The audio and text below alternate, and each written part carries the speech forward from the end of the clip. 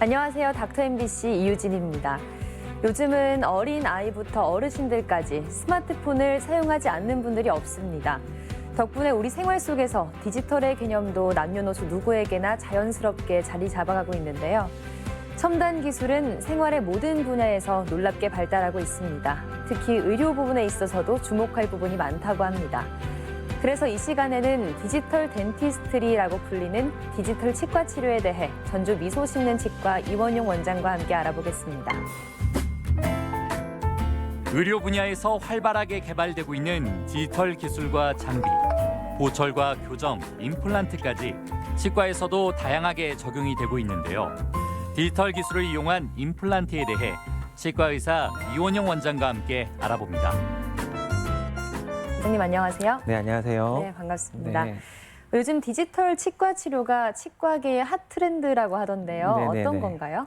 디지털이 굉장히 붐이 일고 있는데요. 이런 디지털 기술이 치과계에도 접목이 되기 시작했습니다. 네. 이런 디지털 기술이 접목이 된 것은 본격적으로 2000년대 접어들면서부터인데요.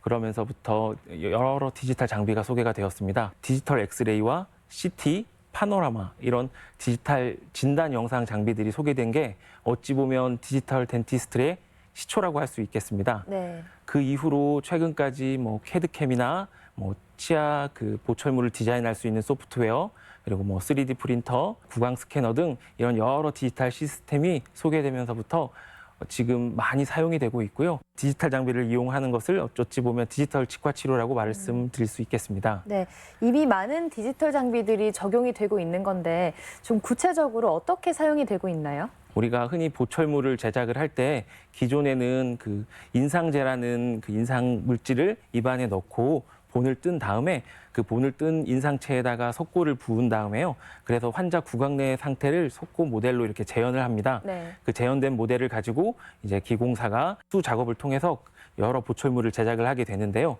이제 디지털 장비들이 소개가 되면서 이런 인상제 없이 구강 스캐너로 환자 구강 내 상태를 재현을 할 수가 있고요. 그리고 여러 소프트웨어들이 개발이 되어서 그 보철물 모양을 원하는 모양으로 디자인을 하고, 그리고 그 디자인된 보철물을 가지고 로봇팔을 이용을 해서 밀링 머신이 더 정교하고 더 빠르게 보철물 제작을 가능하게 만들어주고 있습니다. 네. 그럼 환자분들 입장에서도 훨씬 더 편리할 것 같은 게요. 저도 보철 치료를 받은 적이 있는데 본 뜨는 과정이 상당히 좀 네, 그렇죠. 고생스럽더라고요. 네, 그렇습니다. 네, 이렇게 디지털 장비를 이용하면 본 뜨지 않고도 보철물을 만들 수 있다는 건데 어떻게 그게 가능한 건가요? 본 뜨는 작업이 굉장히 인상제가 구강 내에 들어가면 이물감도 굉장히 크고 그 인상제가 굳을 때까지 오랜 시간 동안 구강 내에서 넣고 있어야 되고 이게 딱딱해지면 제거하기도 좀 어렵습니다. 그리고 만약에 인상제라도 인상이 좀 잘못 떠지면 이 과정을 좀 여러 번 반복을 할 수도 있고요. 그래서 어찌 보면 환자분들이 가장 보철을 제작을 할 때 가장 힘들어하는 부분이 이 인상제를 본을 뜨는 작업이었는데요. 네. 구강 스캐너는 인상제 없이 환자 사진을 짧은 시간 안에 그걸 그대로 디지털 데이터화할 수가 있는데요. 그 구강 스캐너의 그 스캔 부분을 구강 내에 넣고요.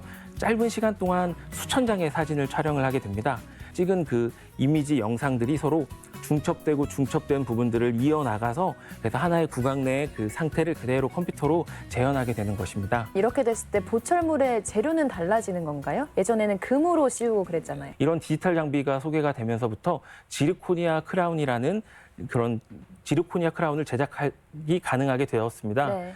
우리가 금리라고 하면 흔히 여러 장점이 있는데 삭제량도 적고, 그리고 여러 강도도 굉장히 강하고, 씹을 때 그 씹는 촉감도 치아하고 비슷한 여러 물리적인 장점이 있는 반면에 누렇다는 치명적인 단점이 있습니다. 네. 이제 반대로 PFM은 그 치아 색깔이 나서 치아와 유사한 이렇게 예쁜 심미적인 장점이 있는 반면에 질긴 음식이나 단단한 음식을 먹으면 잘 깨지는 그런 성질이 있고요. 그리고 씹다 보면 돌을 씹는 그런 느낌이 있어서 장점과 단점이 서로 구분이 되었는데요. 네. 지르코니아 크라운이 소개가 되면서 이 지르코니아 크라운은 자연 치아와 같이 있을 때 구분하기 힘들 정도로 굉장히 심미적이고요. 네. 그리고 쉽게 말하면 지르코니아 크라운을 바닥에 이렇게 딱 던져도 깨지지 않을 정도로 굉장히 네. 강도도 굉장히 강해서 많이 사용을 하고 있어요. 쉽게 말씀을 드리면 금리의 장점과 PFM의 장점을 섞어 놓은 그런 크라운이 가능하게 되었습니다. 네. 그러면 이런 디지털 장비를 사용하게 되면 제작 기간은 어떻게 되나요? 아무래도 단축될 것 같긴 한데요. 보통 전통적인 방식으로는 빠르면 5일, 보통 10일 정도, 5일에서 10일 정도 기간이 필요했는데요. 네. 여러 과정이 단축이 되면서 정말 짧게는 수시간에서 뭐 하루 이틀 만에도 네. 보철물 완성이 가능하게 되었습니다. 제 생각에는 임플란트야말로 이 디지털 장비나 기술이 큰 도움이 될 것 같다는 생각인데 어떻게 적용이 되고 있나요?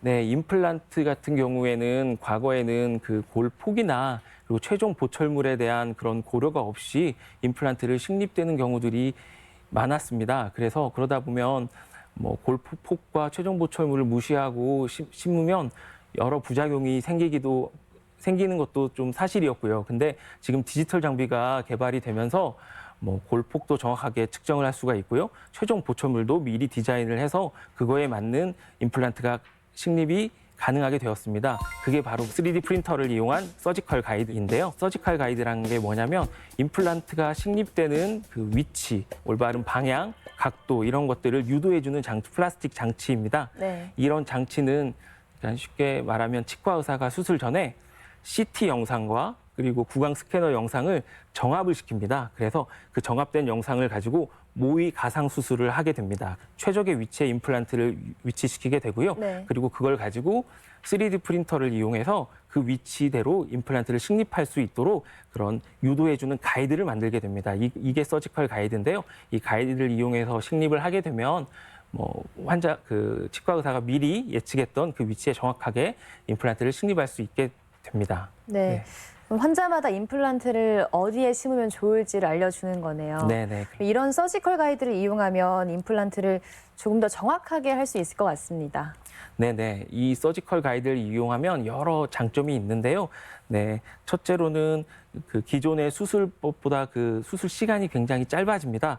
그러면서 합병증도 더 적고요. 두 번째 장점은 서지컬 가이드는 절개를 최소 절개만 하고 수술을 가능하게 해주기 때문에 감염이나 그리고 통증 이런 부작용들이 적습니다. 그래서 고령의 환자분들이 받기에 좋고요. 또 다른 장점으로는 서지컬 가이드를 이용하면 출혈 경향이 적기 때문에 뭐 항혈소판제나 항응고제를 먹고 있는 심장병 환자나 뭐 뇌질환 환자분들도 뭐 약을 끊지 않고 안전하게 이 치료를 받을 수가 있습니다. 복잡하게 심을 수도 있는 경우를 뭐 최적의 장소, 뼈 상태 위치에 위치시켜서 더 수술 방법을 단순화시켜 줄 수도 있고요. 최종 보철물이 더 심미적이고 네. 그리고 더 수명이 더 오래 간다고 말씀드릴 수 있겠습니다. 네. 보철이나 임플란트에 디지털 기술을 어떻게 적용하는지 들어봤는데 네. 또 다른 분야에는 어떻게 적용을 하고 있나요? 치아에 금이 간 경우나 그 충치균 같은 것을 그 진단하는 장비들이 개발되고 소개되고 있습니다. 이런 우식 같은 진단 장비들을 이용하면 뭐 치석이나 치태, 뭐 치아 깨진 금, 네. 그리고 충치 이런 걸 눈으로 직접 확인을 할 수가 있어서 뭐 병이 더 커지기 전에 미리 사전에 예방적으로 뭐 예방 치료나 사전 치료가 진행될 수가 있고요. 교정 분야에서도 디지털을 많이 사용하고 있는데요. 우리가 과거에 교정 치료라고 한다면 엑스레이를 찍고 그리고 이제 본을 떠가지고 진단 모형을 만들고요. 치아가 이동을 하면 다시 장치를 만들기 위해서 다시 본을 뜨고 그 이동된 모양에 맞게 다시 또 장치를 만들고 이걸 여러 번의 본을 뜨게 되는데요. 네. 이제 디지털 장비가 소개가 되면서 우선 구강 스캐너를 이용해서 본을 뜨게 되고요. 완성된 모습을 그 3D 시뮬레이션을 통해서 그걸 예측을 할 수가 있습니다. 발생할 수 있는 실수나 오차가 좀 줄어들게 되고요. 네. 그리고 또 장치물을 만드는 데 있어서도 3D 프린터를 이용해서 좀 교정 치료에서도 소개가 되고 있는데요. 투명 교정 장치라는 게 있습니다. 네. 이건 뭐냐면 그 환자 그 구강 내 상태를 디지털화해서 그걸 치아 이동을 이렇게 컴퓨터로 시켜가지고 거기에 맞는 장치를 투명한 플라스틱 장치를 만들어서 환자분들이 그 장치만 끼고 있어도 교정이 되도록 교정 치료 방법도 소개가 되고 있습니다. 네. 네. 정말 디지털 기술이 의료 분야에 큰 네. 도움을 주고 있는 것 같습니다. 치과에서 이런 기술은 어떤 방향으로 흘러갈 거라고 보십니까? 그 환자들이 불편감을 최소화하고 그리고 더 빠른 보철물 그리고 더 정확한 보철물을 만드는 쪽으로 지금 계속해서 발전되고 있습니다. 네. 향후에는 빅데이터나 그리고 로봇 기술 그리고 인공지능 이런 여러 분야의 기술들이 접목이 되면서 지금 치과 의사에 전적으로 의존하고 있는 이런 치료 방법들이 근거 중심의 일관성 있는 그런 치료 방법으로 발전할 걸로 전망하고 있습니다. 이 시간에는 치과의사 이원용 원장과 함께 디지털 임플란트에 대해 알아봤습니다. 말씀 잘 들었습니다. 네, 감사합니다.